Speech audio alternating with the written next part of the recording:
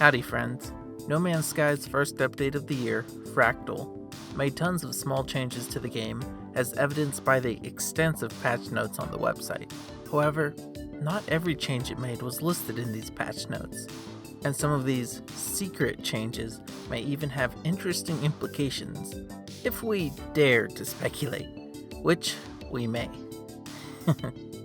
I'm Kanaju, and these are 5 secret changes in No Man's Sky Fractal. So, let me really quickly define secret in this context. To me, a secret change is one not mentioned at all in the patch notes.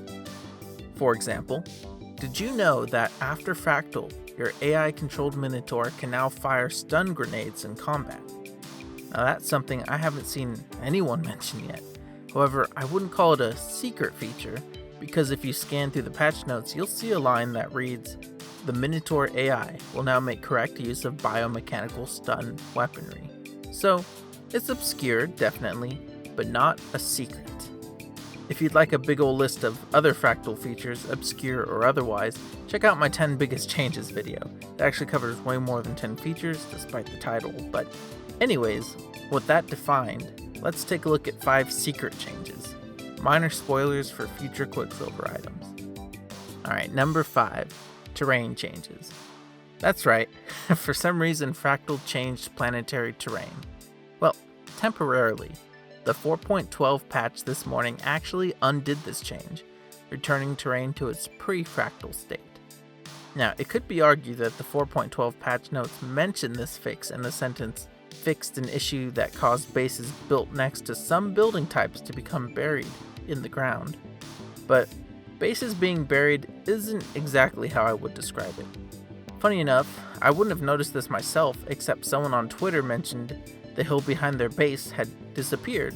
Like a whole hill with stuff on it. Just gone. The stuff was still there, floating in the air, but the terrain had changed.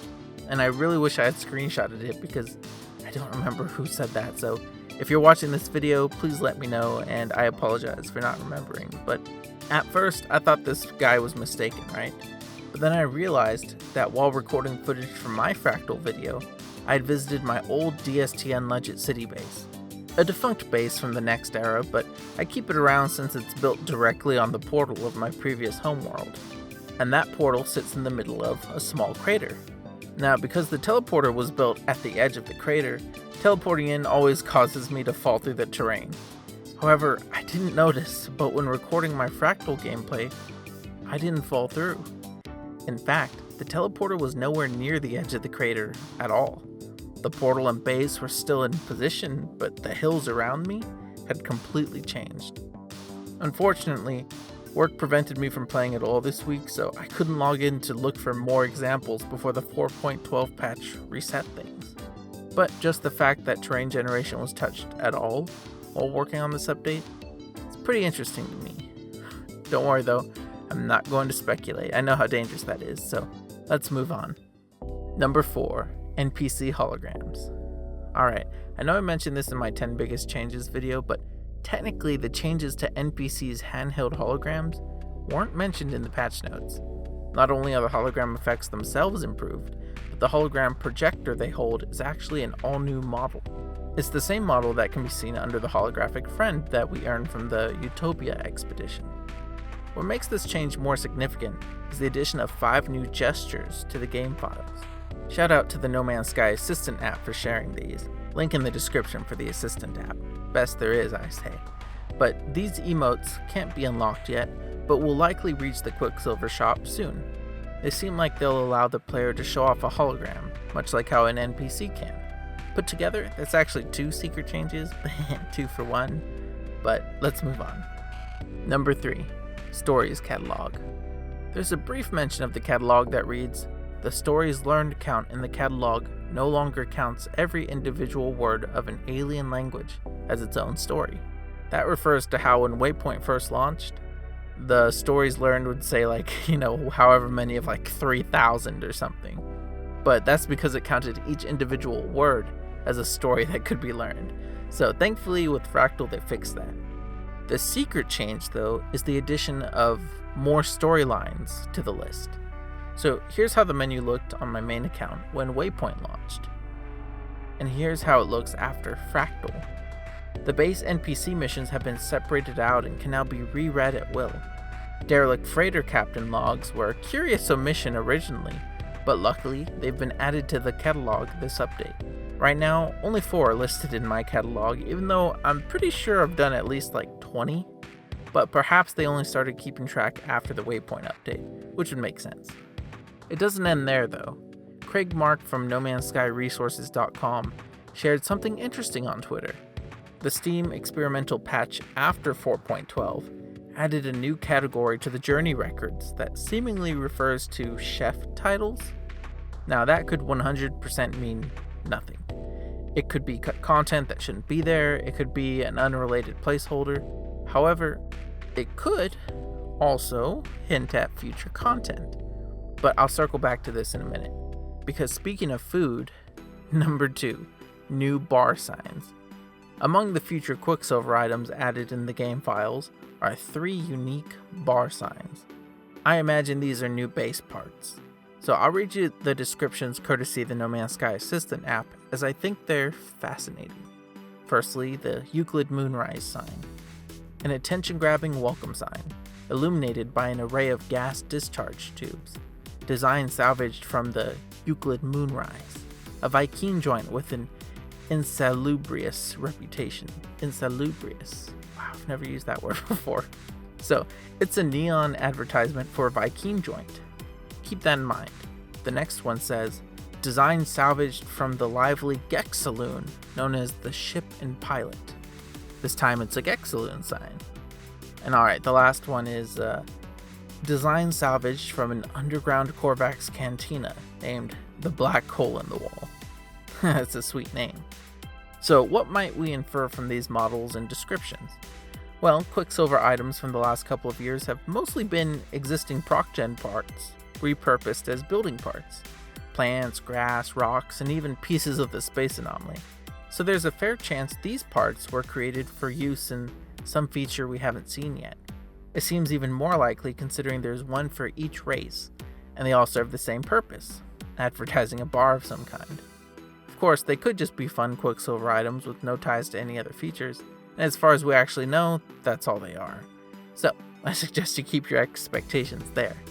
However, if we were to speculate, for funsies, what might these do? Well, my first thought is obviously settlements. Settlements already have bars that are sometimes referred to as saloons and cantinas in the game, and each race has distinct architecture. Not to mention settlement cantinas are the only structures with neon signs currently. So perhaps these are part of an upcoming settlement refresh, giving each settlement type more distinct features. It's also possible that they're actually cut content, replaced by the generic signs we have today, and Hello Games simply didn't want the modeling work to go to waste. It's possible they might update just the cantinas, adding an NPC who sells food or something. Settlement markets already have vendor NPCs, so having a bar sell food and drink would make sense. Considering the hundreds of food products in the game, and the fact that none of them are available in any store at the moment, I think this would be a great way to utilize existing content to make settlements more interesting. Perhaps they could be part of a space station refresh instead. Since each space station more or less already has a lounge or bar off to the left, having a cool neon sign might be fun. Now, a crazier speculator might imagine an entire space station refresh from that one idea, but I'd rather not go so far. Circling back to the last item on this list, let's see what we have. So there's a new journey record for chef titles with 13 possible entries. Fractal added new recipes and bar signs, and Waypoint added food recipes to the catalog, separate from food products.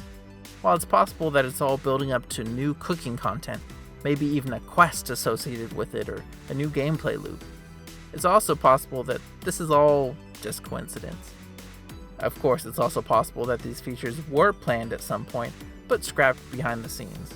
Since we don't know anything, I remind you that it's best not to expect anything beyond the Quicksilver items themselves. It is fun to speculate though, so let's speculate just a little more. Number 1. Settlements were updated with the Fractal update. Kind of. The patch notes mention fixing the broken settlement NPCs on PlayStation consoles, but they don't mention anything about the settlement buildings. A little bit of backstory: I've made several videos talking about settlements since Frontiers added them in 2021. I think they're a great foundation that desperately needs to be built upon. I have multiple settlements across multiple saves, but my home sweet home is the Oasis of Null. I know this place like the back of my hand. Since 2021, I've been ranting about my settlement's lack of internal staircases. So when I visited on Fractal's release day and saw a brand new staircase, I had to pinch myself. It was the weirdest thing. But it wasn't just this settlement. On another save, I had selected a unique settlement where the residential buildings featured arches on their terraces. Arches are normally never seen in this building type, so these buildings were quite exceptional. You'll never guess what happened after Fractal, though. I actually don't mind, but it's perplexing. In the case of the Oasis of Null, the layout of the settlement is practically identical. The same buildings, the same sizes, and the same places. However, their floor plans, and only on a couple of buildings, changed slightly. When it comes to the greener settlement, though, a lot of buildings seem to have grown, shrunk, and changed places. In fact, even the scree, which is like this buildup of sediment and rocks under this cliff, that's grown and is now covered in grass. It's weird. And again, in the Oasis of Null, the changes would be unnoticeable except for the new staircase. Almost every other building in my settlement is exactly as it was before the update. Same rooftops and everything. Whereas here, feels like a different place in many ways. So that makes me wonder if this was an intentional change or not. It could have easily been a slightly different seed or algorithm that was used to test the settlement NPC fix, but then overrode the public code when they updated the game.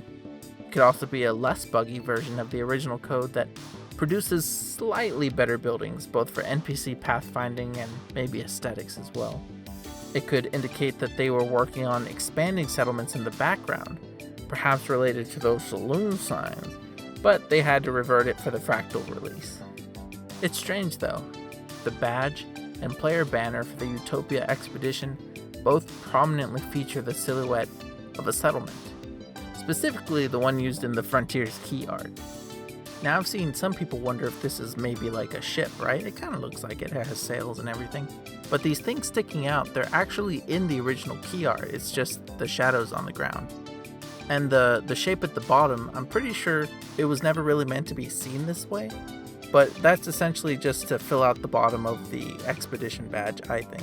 As a graphic designer, those are my 2 cents, but if you want to think it's a ship, maybe it's a giant city on the back of a ship, right? Who knows? Anyways, one of the expedition rewards, the Planetary base poster, also features this settlement, and the description reads, "This poster captures a towering skyline within the Utopia Foundation Communal Habitation Project." Towering skyline. The other 2 posters, notably, are based around the game's 3 main factions. So the expedition's theme of Utopia and its extensive use of settlement imagery may just be coincidental. It could just be whatever Hello Games had lying around to reuse. However, the 2 posters focused on factions, and the new signs, one for each faction, do make me wonder if this expedition was originally more focused on settlements and maybe even settlements between different factions.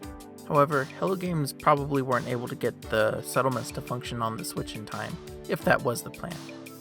So they obviously couldn't release an expedition focused on settlements. In fact, the settlement-focused quest, A Trace of Metal, was added to the Switch in this update, but somehow reworked it to exclude settlements. It's all very suspect to me, but ultimately none of it actually means anything concrete. While new Cantina signs, new recipes, new chef title quests, small changes to settlement floor plans, and liberal use of settlement imagery could all lead me to the conclusion that something to do with settlement bars is cooking. I have to stop myself there. In fact, this isn't even the first time they've stealthily updated settlements. This is my settlement of Little Laywood. Funny enough, it's actually one of the largest settlements in the game. As you can see from this comparison with the screenshot from 2021, at least 3 buildings changed with the Fractal update. However, you may also notice that some of the landing pads and markets completely changed locations. Now, this actually occurred last year, without any patch notes or fanfare. My Oasis of Null actually lost a building in that update, which I couldn't believe given how small it already was. But the point I'm trying to make is that sometimes Hello Games changes things in patches that don't lead to anything. Here's an example of a patch that changed the color of grass on a planet from one day to the next. It didn't mean anything though, apparently. So while it's fun to speculate and wonder what all this could mean, we have to remember that nothing we imagine is actually promised. Heck, not even the Quicksilver rewards found in the game files are actually promised. So let's keep speculation reasonable and our expectations minimal. Oh yeah, and our eyes peeled for the next secret changes. So those were 5 secret changes that I noticed in the Fractal update, but what about you? Did you see anything sus in your playthrough? Anything strange in the latest patch or experimental update? Do you think those neon signs are indicative of a bigger feature? Or just some cool decoration for our bases? Let me know your thoughts in the comments below. And if you're feeling generous, leaving a like or dislike on the video helps a bunch. My previous videos on the Fractal update were really successful thanks to your help. It's like I always say, I make the videos, y'all make them successful, so thank you. And if you're looking for more in-depth No Man's Sky content, subscribing is a free way to do us both some good. So thanks again for watching, and I'll see you in the next video. Bye!